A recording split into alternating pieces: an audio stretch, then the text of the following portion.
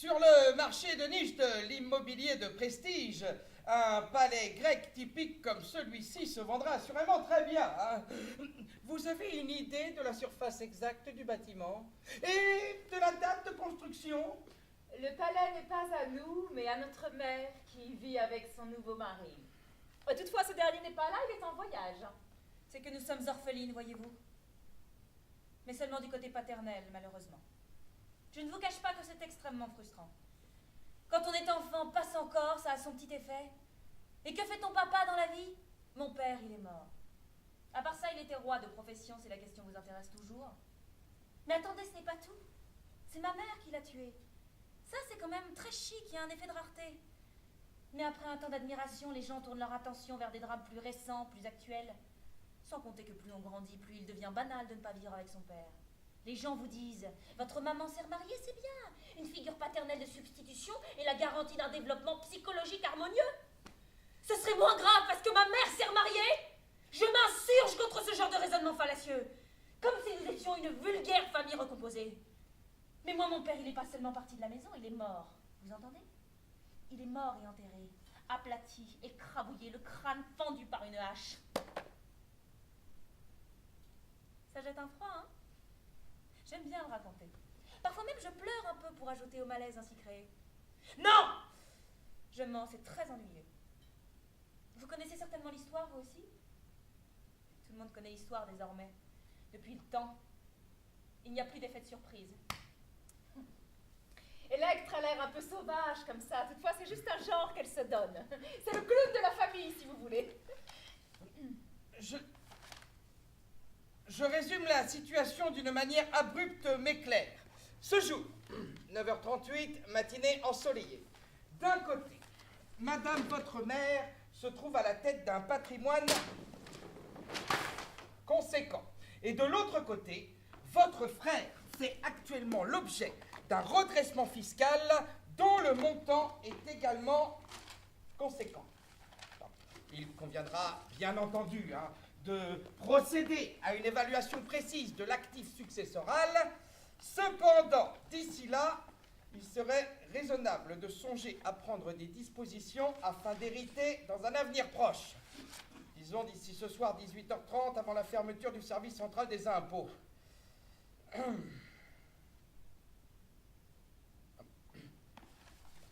J'entends par là que le décès inopiné de votre petite maman, certes déplaisante sur le plan affectif, mais aussi dans l'ordre normal des choses de la vie, permettrait d'apurer la dette fiscale de votre frère. Vous n'allez pas le croire. Il ne se passe pas un jour sans qu'Electre évoque son envie de voir notre mère morte. Voilà donc un excellent sujet de conversation. Electre, monsieur le percepteur, je crois que vous êtes fait pour vous entendre. Tuer pour de l'argent, c'est affreusement vulgaire. Je rejette farouchement ce mobile sordide. Je suis une princesse, moi. Que vous n'ayez pas exactement la même vision de la chose ne doit pas nuire à votre amitié naissante.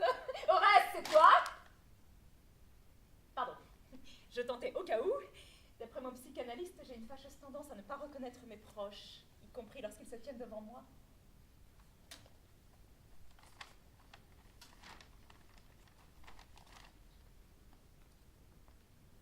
Bon, et c'est légal au moins ce genre de montage financier? Le décès d'un parent lorsque les enfants sont dans le besoin est une solution rapide et efficace que les gens oublient trop souvent de prendre en considération. C'est un pli à prendre, un réflexe à acquérir. Il ne faut pas l'envisager comme un meurtre crapuleux, mais comme un moyen de porter secours à votre frère, dont la situation matérielle est extrêmement critique. Et puis, vous avez déjà quelque peu l'habitude des morts violentes dans la famille, à ce que j'ai compris. Sur ce point, notre réputation est un brin surfaite, vous savez. Ces dernières années, mis à part notre père, seule notre sœur Iphigénie a été assassinée. Elle est morte brûlée vive sur un bûcher, une immolation, avec de très grandes flammes. Iphigénie, n'est-ce pas aussi le prénom de votre femme de ménage? Oui. C'est curieux, hein? Pure coïncidence, un prénom extrêmement courant, rien à voir avec notre sœur morte. Je me permets de signaler qu'en l'état actuel des connaissances, Le sort d'Iphigénie, notre sœur, est sujet à controverse. Certes, il se dit que la déesse Artémis l'aurait remplacée par une biche au moment où notre père Agamemnon allait l'installer sur le bûcher. Personnellement, je n'ai jamais adhéré à cette hypothèse. C'est de la propagande pro-Artémis visant à redorer le blason de cette déesse plus que douteuse. Artémis est une très jolie déesse. Fière, intrépide et rusée, que nous apprécions beaucoup dans cette maison et que nous ne voulons aucunement offenser. Dans ce cas, vous n'avez qu'un seul assassinat certain dans votre entourage proche. Hein. Savez-vous que Médée, fille d'Aétès et épouse de Jason, en est au moins 8? Un dossier complexe qui continue à faire jurisprudence en matière d'enfants à charge décédés au cours de l'exercice fiscal de référence. Chrysothémis va faire des difficultés. Non mais votre réputation de famille sanguinaire s'en trouverait raffermie. Ce serait un tel choc. On croit que la mort d'un proche constitue un choc uniquement quand la relation est bonne, mais ce n'est pas vrai. La mort d'une mère, c'est inévitablement un choc. Et un deuil traumatique, ça se prépare en amont, vous voyez. Satyre-lire, il faut parfois savoir casser. Ça t'arrangerait bien qu'elle meure. Mais surtout que tu n'y sois pour rien. Elle me méprise parce que j'embrasse notre mère chaque matin et chaque soir. Il est vrai que ce n'est pas très hygiénique. Et bien sûr, le bras armé de l'opération serait Oreste, l'homme providentiel de la fratrie. Retenu par une importante course de chars à Delphes, votre frère n'a malheureusement pas pu faire le déplacement avec moi. Pour autant, il est tout à fait favorable à la solution que je vous ai présentée. Ah, donc l'oracle s'est trompé. L'oracle disait Clytemnestre mourra de la main de l'un de ses enfants qui, après un long exil, reviendra au palais sous une fausse identité. Non. De toute manière, c'est toujours imprécis ces oracles. Enfin, tant mieux. Si Oreste n'est pas revenu, la place est libre pour moi. Et 90% des homicides sont commis par des hommes. Autant te dire qu'il serait statistiquement anormal que tu assassines maman. Si cela doit advenir, ce sera de ma main. Impossible. Tu t'es juré de ne plus jamais la toucher. Par empoisonnement, je peux la tuer sans la toucher. Elle plaisante. Elle parle toujours de lui planter un poignard dans le cœur, de lui trancher la gorge. L'empoisonnement, ce serait bien trop propre pour Electre. Je sens déjà le parfum du meurtre et du sang répandu. Oh, mais vous n'avez pas vu la façade. Je suis sûre que cela va vous intéresser pour votre... comment déjà? Votre évaluation patrimoniale, oui. Iphigénie, vous voulez bien faire un tour du palais avec monsieur? Attention, hein? C'est glissant par-ci par-là. Quand on n'a pas l'habitude, on peut se casser la figure. J'avance, sans parure, dépouillée de tout, sans rien pour me consoler contre la mélancolie dans laquelle je finirai par me noyer. Interminable plainte, inlassablement répétée. Je suis la fille qui dit hélas, toujours hélas. Tu fais encore une crise. Quand tous les fleuves mêlant leurs eaux ne sauraient laver ses mains souillées de sang. Décroche, Electre, reviens, décroche. Je mérite d'être une orpheline complète et totale. Cet état de demi-orpheline m'est insupportable. Grisaille, indécision, ambiguïté. Situation bancale, incertaine, bâtarde. On hésite. Son père est mort, certes, et de mort violente qui plus est, cela a dû la traumatiser, mais elle a encore sa mère, voilà le plus important. Qu'on en termine, qu'on tranche, que la balance penche enfin d'un unique côté. Qu'il soit dit, Electre est orpheline. Qu'il soit dit, Electre est seule, sans parents, sans racines ni origine. Qu'il soit dit, dans la tempête, Electre plie et tombe sur le champ, car rien ne la rime au sol, rien ne la retient. Electre est libre et sans attache. Electre est sans filet et sans ancrage. Je veux devenir fille de pompier mort au feu, orpheline statutaire, pupille de la nation grecque. Tu l'as pensé. Tu as pensé, Electre attribue tous ses problèmes à maman. Essayer de lire dans les pensées des gens, c'est très malsain. Écoute, Electre. Écoute et réfléchis. C'est elle qui nous a élevés. Si tu as aujourd'hui les capacités cognitives pour la rejeter, c'est que dans ce qu'elle nous a transmis, dans la manière dont elle nous a éduqués, il y avait quelque chose, si ce n'est de bon, mais du moins qui autorise une certaine forme de liberté de pensée. Sinon, il n'existerait pas dans les possibles de ton cerveau de place pour haïr Clytemnestre. La liberté de la haïr, c'est Agamemnon qui me la donne, me la dicte et me l'impose. Et j'avais autrefois une sœur, Chrysothémis c'était son prénom, qui me donnait elle aussi la force de penser par moi-même. Agamemnon n'est qu'un mirage. Il a été un père absent, puis un père mort, nous ne l'avons pour ainsi dire jamais rencontré.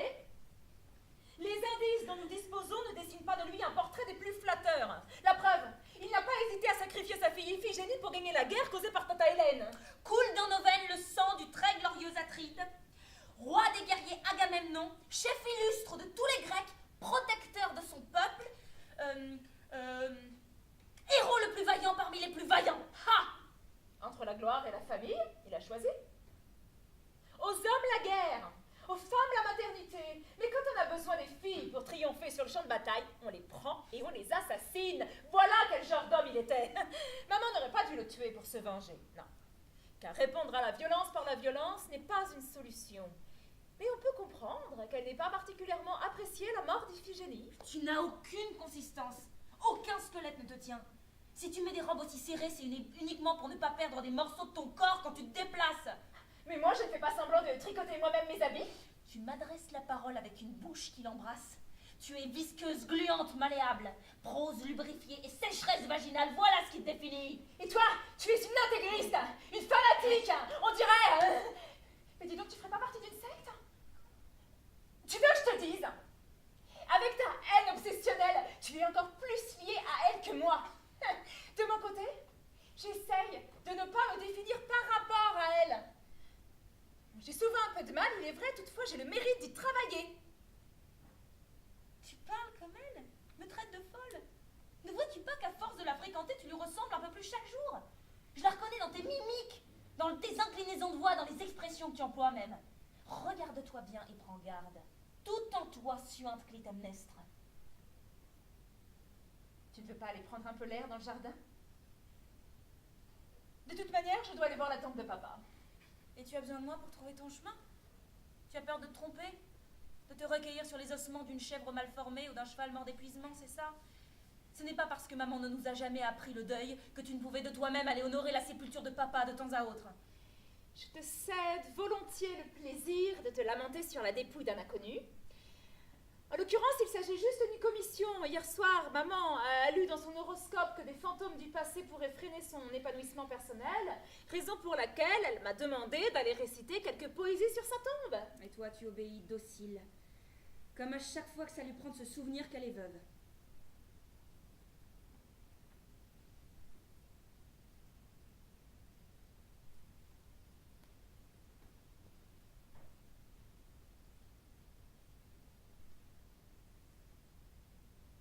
Regarde.